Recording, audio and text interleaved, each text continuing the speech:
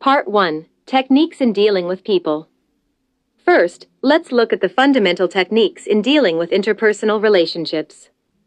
Here is one principle for dealing with interpersonal relationships.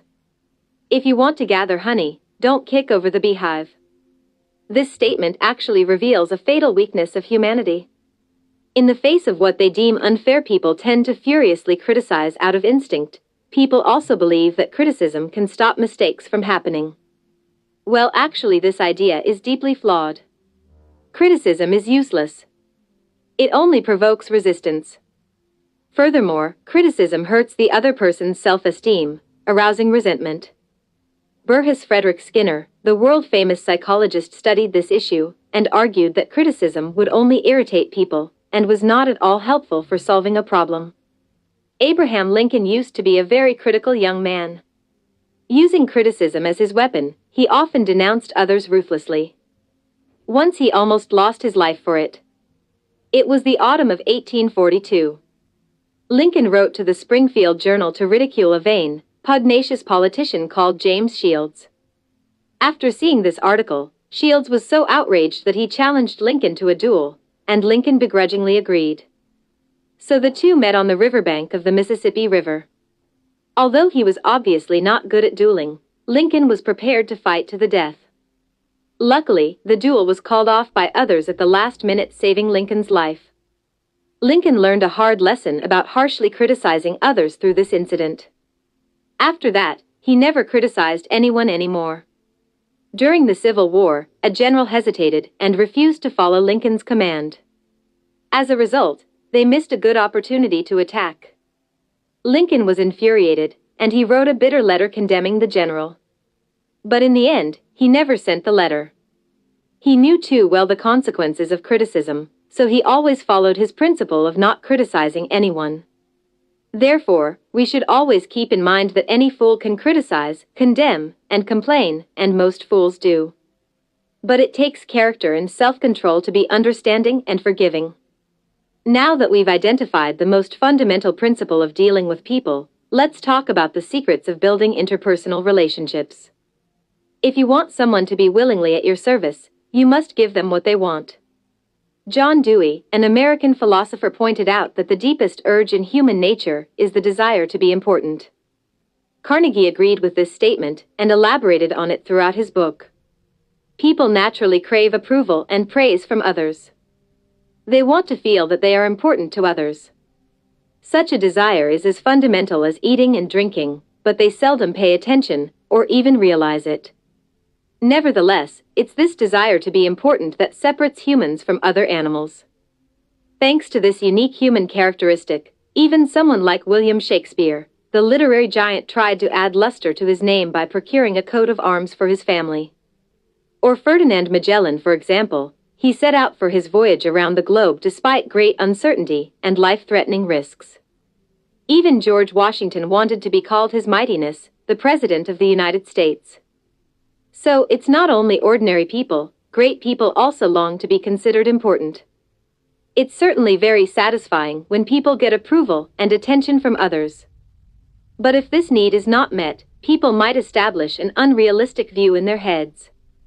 The contradiction between their strong desire and reality might give them delusions, hallucinations, or other mental illnesses like schizophrenia.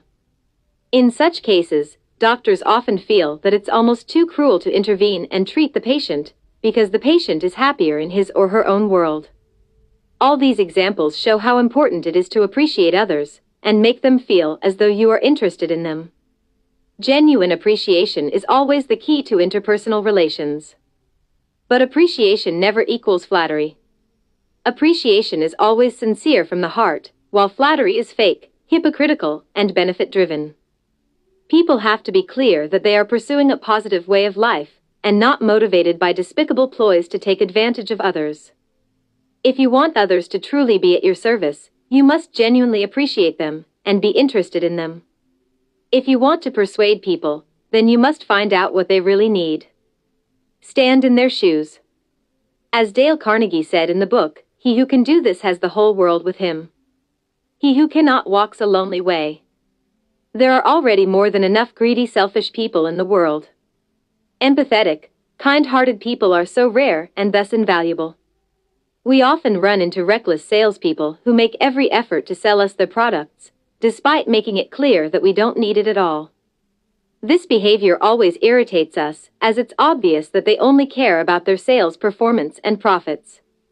Whether you need it or not is simply not their concern. However, the best salespeople always put themselves in the shoes of their customers. When customers can feel sincerity and respect, they're willing to pay for the product. Therefore, in any relationship, we should always remember to consider how the other person can benefit, while still trying to achieve our goal. Only a win-win situation can get us there. Okay, that concludes the first part. In this part, we learned some basic principles for dealing with people. Don't judge and criticize easily, appreciate others genuinely, take the other person's interests into consideration, and make it a win-win situation. Part 2. Applying the techniques to social interactions. We all want to be liked by others, but how can we make this happen? First of all, we need to change our own way of life.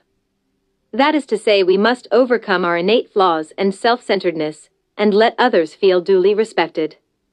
You must show others that you are genuinely interested in them. You must always be sincere, considerate, and curious. These are not easily developed social skills. As Carnegie emphasized in his book over and over again, what we pursue is a way of life. Theodore Roosevelt serves as a perfect example of treating people with great sincerity and interest. He remembered every former White House servant's name by heart, including the dishwashing maids. Once, when talking about the taste of cornbread with the kitchen maid, he learned that William Howard Taft, the new president, didn't like cornbread. Jokingly or not, he commented that the new president had bad taste for not liking the delicious cornbread. We can imagine that when the maid heard the former president speaking in support of her, she must have felt immensely respected and cared for. In other words, to make others like you, you must change yourself first. From now on, say hi to everyone around you, and speak passionately with people in a warm tone. Always bear in mind the principle of being sincere and caring. Now that we have talked about the ways to make others like you, let's now find out how to leave a good impression. We all hate hypocrisy. When someone treats us hypocritically, we can tell. A fake expression can't fool anyone, only a genuine smile and a sincere heart can convince others. We've discussed in length about the importance of being genuine and caring, and the easiest way to practice that is to smile. Professor James V. McConnell, a psychologist at the University of Michigan, once said that when compared to those with a serious expression, people who smile tend to manage, teach, and sell more effectively. Take, for example, William Steinhardt, a New York stockbroker. For the 18 years since his marriage, he had been mechanically doing the same job. He was always expressionless, never talking pleasantly with anyone, even his family. One day, he finally had enough of his dull life and his own poker face, so he decided to make a change. To do this, he took a course about smiling. He practiced hard in front of the mirror for quite some time. Finally, one morning, he said to his wife with a smile, "Good morning, my dear." His wife was shocked and perplexed by his sudden change. After that, he often smiled, and his personal and work life both improved significantly. He was no longer a stern, rigid, and boring middle-aged man. His whole life changed from then on. Here we'll introduce a very simple way to gain the favor of others over a short period of time. Remember their names. Have you ever noticed that many streets and buildings are named after someone? Like Lincoln Square and Rockefeller Plaza. Some famous cities are named after important people, such as Washington, D.C., and Ho Chi Minh City in Vietnam. This trend actually reflects people's desire to be remembered in history. The desire that others, even later generations, remember our names is also in our blood. So in daily life, especially in the working environment, people will like you more when you can remember their names.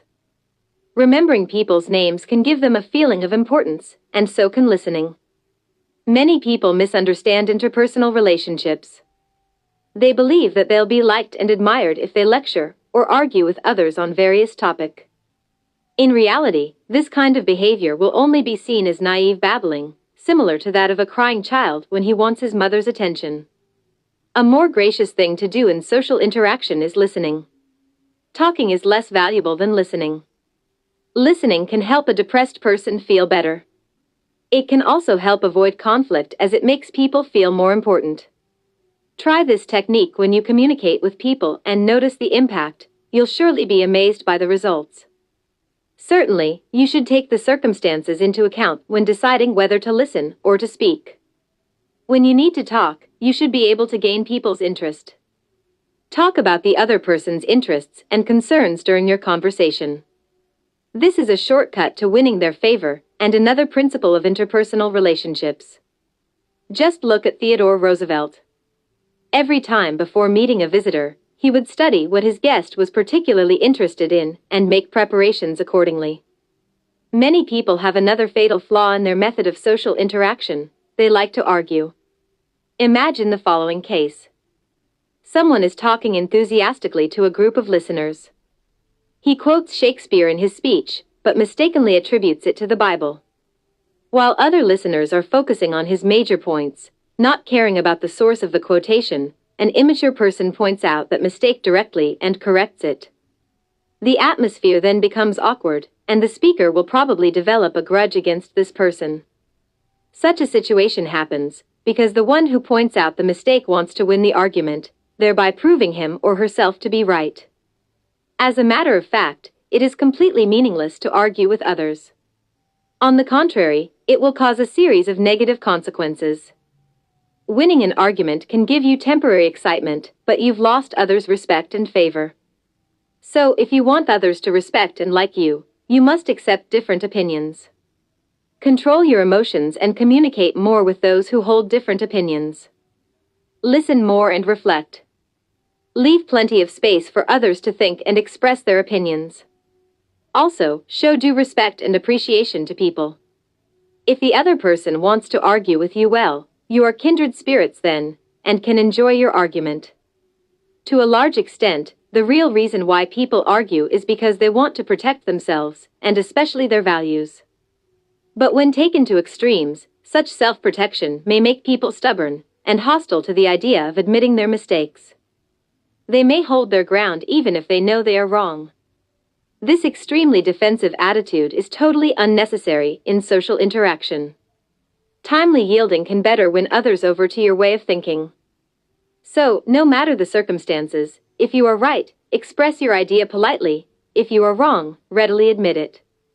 Arguments can never truly satisfy you, but yielding can give you much more than you expected. People are social animals. As long as we interact with people, we will continue to encounter different opinions. Remember what Lincoln said about how to deal with this phenomenon. A drop of honey catches more flies than a gallon of gall. A drop of honey may seem calculating to some. However, it undeniably helps us find solutions for many tricky problems. This is because most people are self-righteous and very unlikely to be persuaded.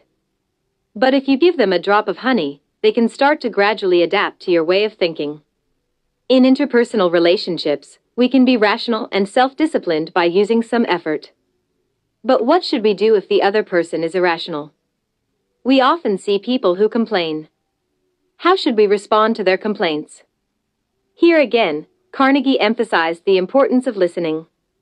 We should let them speak, give them enough time and patience, and respect what they say.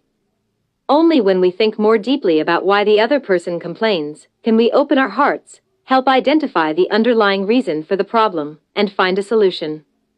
Many people like to force others to accept their ideas.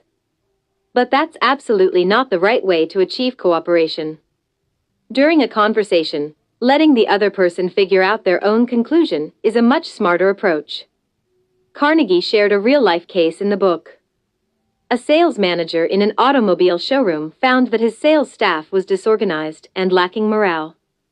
To handle this problem, instead of giving them direct orders or scolding them, he gathered them together. He told them what he expected from them, and asked them what they expected from him. The discussion grew deeper as everyone started to share his or her thoughts voluntarily. They said that they expected things like loyalty, honesty, initiative, optimism, teamwork, and cooperation. And this discussion indeed brought about positive results. Their sales increased rapidly following the meeting. By letting his staff talk about their work and respecting the outcome of their discussion, the manager showed them that he valued them. This technique is suitable for any group of people. To win people over to your way of thinking, you also need to find out the real motives behind what they think. So, you need to be modest and learn to see things from the other person's perspective. Especially when the other person has done something wrong, you should be all the more motivated to stand in his or her shoes and think about what you would do if it was you. Identify the other person's motives and rationale for doing it that way. Don't carelessly blame them. Thus, you can solve an interpersonal crisis using respect and compassion. Being sympathetic to the other person's ideas and desires is a very powerful technique in social interaction. It can turn an enemy into a friend, or turn arguments and suspicions into peace and companionship. Carnegie once used this technique to successfully handle a tricky situation. When he was giving a broadcast about the author of Little Women, he mistook the author's birthplace not once, but twice. The listeners were so angry that they sent indignant letters to condemn Carnegie. One of them was extremely insulting. A woman vented her scorching wrath upon Carnegie. When reading the letter, he felt like responding with harsh words or his fists. But he didn't. He calmed himself down and decided to turn her hostility into friendliness using his wisdom.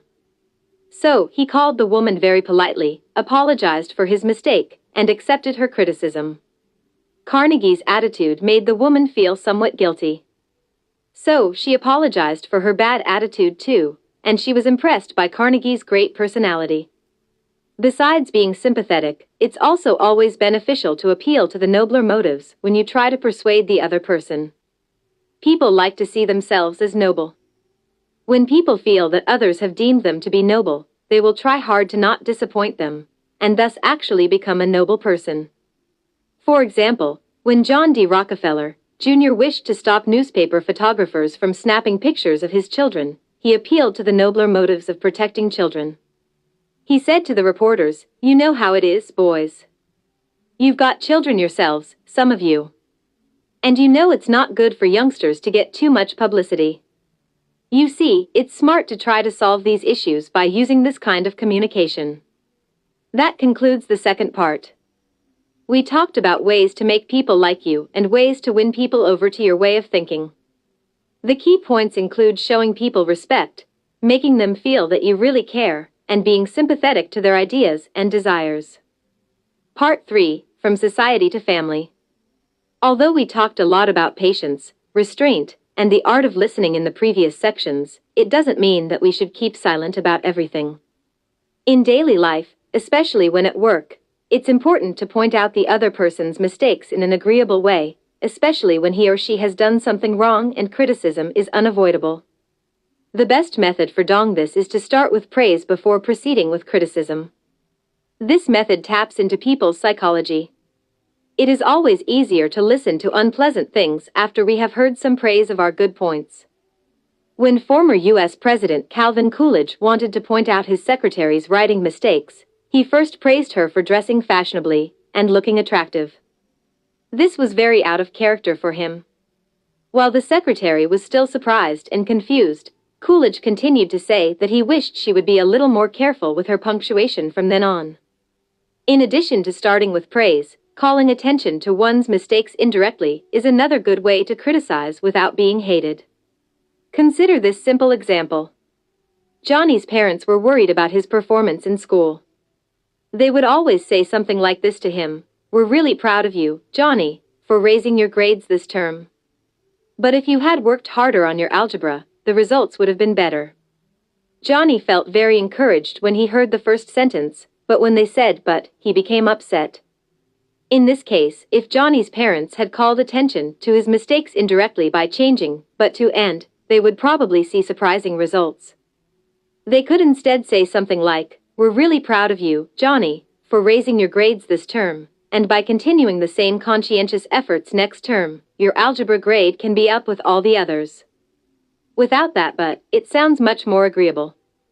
Johnny's attention can be diverted from his grades not being good enough to the expectation that he can do better if he makes more of an effort.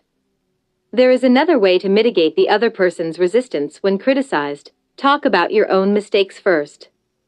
That is, do a self-reflection. Talking about our own mistakes first can show the other person our modesty and respect for them, thus making our criticism less harsh and easier to accept. The book also shares an example to illustrate this point. David started to smoke when he turned 15. His parents were very worried, but no matter how hard they tried to convince him not to smoke, he just didn't listen. So David's father decided to set a good example for him by quitting himself. In this way, he followed the principle of reflecting on his own mistakes before criticizing the other person. Another principle of dealing with people is that no one likes to take orders from others. It's not helpful to give a direct order to anyone, telling the other person to do this or do that. A rash order will only make the other person uncomfortable. However, if you invite the other person to share his or her opinion, they will feel acknowledged and respected. Subsequently, he or she will be more open-minded about what you have to say. Letting the other person save face and thinking from the other person's point of view can stop many embarrassing situations from happening. This is something people always ignore. It's human nature to enjoy putting on airs or getting our own way. For this reason, we tend to criticize someone in front of a group, taking no consideration of his or her feelings. What we should do is avoid judging others from the perspective of holding the moral high ground. Even if the other person indeed did something wrong, we should still let him or her save face. Praise is also something we often ignore. When compared to criticism and accusations, praise and recognition can stimulate more potential and progress. Many parents get headaches when dealing with their teenage kids. The more they criticize and pick on their children, the more rebellious they will become. In a certain sense, the kids become increasingly defiant, just because the parents haven't given them enough praise. So it's helpful for parents in this situation to change their method of communication. Don't nag kids. Praise them more instead. Of course, praise must be specific and sincere. Fake and disingenuous praise won't help. Praise and recognition can motivate the other person and make him or her more willing to accept your advice. But here is the problem. One can't always praise or reward the other person. So, similar to praise, there is another method of motivating the other person in the long run, giving him or her a fine reputation to live up to. In simpler terms, you can attach a good positive label to the other person. Take this example. When an excellent employee had performed less than satisfactory at work, his manager had a heart-to-heart talk with him. The manager first praised him for being an expert that their customers deeply trusted. Then he pointed out that he recently seemed to underperform and asked for his thoughts on how to solve this problem. Because the employee happily accepted the reputation of being a reliable expert, he improved his attitude and in turn regained his morale and excellent work performance. That is the magical power of a fine reputation. It's effective and long-lasting. Also, if you want the other person to make improvements, another nice technique is to use encouragement. Many of us are familiar with the following experience. Our instructor frequently points out our mistakes when we are practicing a new skill. Naturally, we begin to feel discouraged. For this reason, a simple, little encouragement can be so precious. It can boost one's confidence and courage, motivating him or her to make a huge change. The main points of this section include how to be an effective leader. The final part of this book also concludes some other principles that we can follow. For instance, we must always rely on the facts, make no easy promises, and care about the interests of the other person. We should also make our purpose clear, so that the other person can clearly understand what we want. We must be compassionate, ready to offer what the other person needs. Also, we should find common ground from which both sides can benefit. All right, we've now talked a great deal about how to deal with people other than your family. However, we cannot ignore our relationship with our other half. Now, let's return to the topic of family and look at the basic principles we should follow when interacting with our partner. According to Carnegie, besides external factors, an over-talkative spouse is often the fundamental reason why a loving couple becomes enemies, sometimes resulting in entire families being destroyed. Napoleon Bonaparte couldn't stand his wife's scolding, so he sneaked out in the evening to meet his lover. Leo Tolstoy ran away from home when he was in his 80s because he couldn't stand his wife's complaints and criticism. He died lonely at a small train station, with his last words being a refusal to see his wife ever again. Carnegie stated that spouses must not nag each other if they want to sustain a harmonious marriage and family life. Constant nagging results in falling out of love. Many people expect a lot from their partners. However, if their partners don't live up to their expectations, they may make every effort to change them. However, Carnegie reminds us that to have a happy marriage, one should never try to change his or her partner, as that would handcuff one's love and marriage together. Leave each other enough space. Learn to adapt to the other person's habits and unusual hobbies. In marriage, avoid complaining about each other. According to marriage experts, more than half of marriage failures in the U.S. result from complaints between the couple. One critical requirement in marriage is appreciation. The wife's appreciation of her husband is crucial in their marriage, and the husband's praise and appreciation of his wife is equally important. Praise her outfits and praise her considerateness. Doing this can keep a marriage fresh forever. So, for a happy marriage, don't hesitate to praise and appreciate your partner. Many marriages collapse because of irreconcilable family issues, which are often overlooked. Some people are unsure about why their love waned. In fact, many little things help nourish marriages, like a flower bouquet, a good night, or a goodbye kiss. Many men tend to ignore these little things. So, Carnegie suggested that men frequently remind themselves to nourish their marriage. For example, one can write on the mirror the following reminder: we live only once. Each minute that has passed cannot be relived. So, don't be stingy with your love. Give it when there's still time. Speak it out. Fill your entire life's journey with love, and do this from now on. Remember, we have only one life. We don't have a second chance to relive the moments we missed. Carnegie believed that a husband and wife must be courteous to each other. This is much better than expressing grievance and resentment. A lack of courtesy can only erode the couple's love and marriage. Only politeness can make people see the other person's inner beauty. However, many people tend to ignore this. They are very courteous to others outside their home, but are rude to their family members. A good marriage doesn't come naturally or by chance. It needs to be managed. Many people just don't put enough effort into their marriage. So, for them, marriage eventually leads to falling out of love. Speaking of which, let's consider the following question: what's most important for a marriage? Some say material and financial conditions, some say the values of the couple, some say physical and mental health, some say a harmonious sex life. All these are true. However, when ranked by priority, sex life surprisingly takes the first place. The United States Public Health Service once conducted a survey on marriage, and its results showed that American adults had a low level of sexual satisfaction, which was one of the major causes of divorce. Some researchers also pointed out if the husband and wife are happy about their sex life, their minor disagreements in life may be resolved easily. However, most people are ignorant about this matter, with little awareness or scientific knowledge of it. So, Carnegie suggested that people should pay more attention to it by reading books related to sex and marriage. Now that we've covered all the major points of the book How to Win Friends and Influence People, let's briefly review what we have learned. In Part 1, we got to know some basic principles of dealing with people. We shouldn't criticize people often. Instead, we should praise people sincerely and take the other person's interests into account. This helps us to achieve a win-win situation. In Part 2, we continued learning techniques for handling people. If you want to make the other person like you, you should always be genuine and caring. Don't underestimate the power of a smile. Be a good listener. Remember the other person's name. These are all very practical techniques.